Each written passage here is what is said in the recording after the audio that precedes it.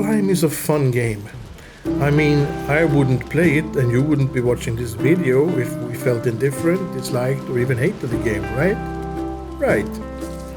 But as fun and great as it may be, there's one thing that almost everyone claims makes it even better. Playing with friends. So Splash and I joined a server and we made friends. And we played Valheim with said friends. And by the beard of Odin, they were right. Playing with friends is more fun. So we moved in, burrowing ourselves into the server like huge ticks onto a huge whatever ticks dig themselves into these days. And we built a base.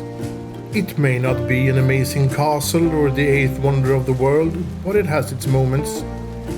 It also has a couple of problems, like how we thought starting from each end and meeting up in the middle without even measuring or planning anything would work out in some magical way.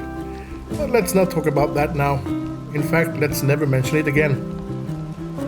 Instead, let's enjoy this nice smithy, small but efficient and still full of Christmas decorations, which I guess is nice now that spring is here. It has all the workbenches and add-ons, and on the floor above you'll find the magic-related stuff. And right next to it, the smelting area. And with our backs turned towards the smelters, we get to enjoy the fishing hut, which we lived in while we built all the other stuff. It's still in use, mostly as a place to store fishing gear and people from Denmark and India. And we have a proper outhouse too.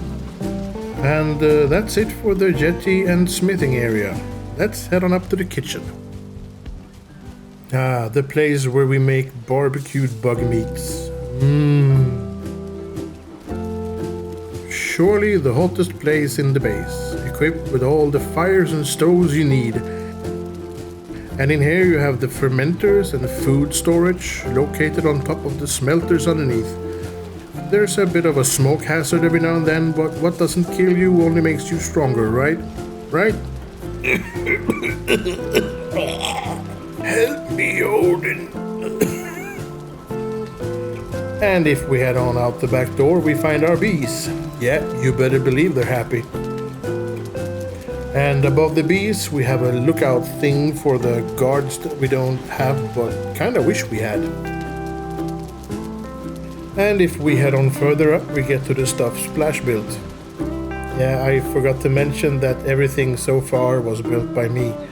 Actually, I think the easiest way to say it is that everything built with wood is me, and everything built with stone is Splash. Pretty much. So anyway, this up here is all built around a Grey Dwarf spawner. Look at it go.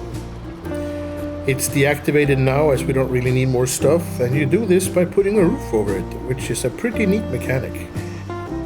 If we want to start it up again, we just remove the roof and off they go. And along this wall here we have some old gear and general storage set up. We usually build a separate building for storage, but this time around we tried something new with this out in the open storage thing. And I guess the biggest pro would be the easy access, definitely. Biggest con I guess would be that it's kind of fun to build storage stuff. And we don't really have a portal hub either. There's just a couple of portals for essential stuff and friends. This black worm thing is made by Sarah. It's pretty cool.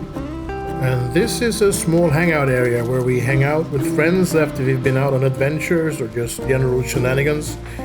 It's become a tradition to enjoy a mead and a post-mob slaughter ice cream here every now and then. And around the corner we find our chicken coop. Yes, the chicken coop. I know, but come on, they're cute. They need some bling. And here's our old early game farm, left behind and forgotten. Now just a decoration. And up here we'll find one of the first things built on this location, a proper watchtower. One thing about having a base in the Black Forest is that you will have to fight trolls. A lot. And this is where we climbed up and taunted them for their pantless lifestyle back in early game. We were swimming in everything blue back then.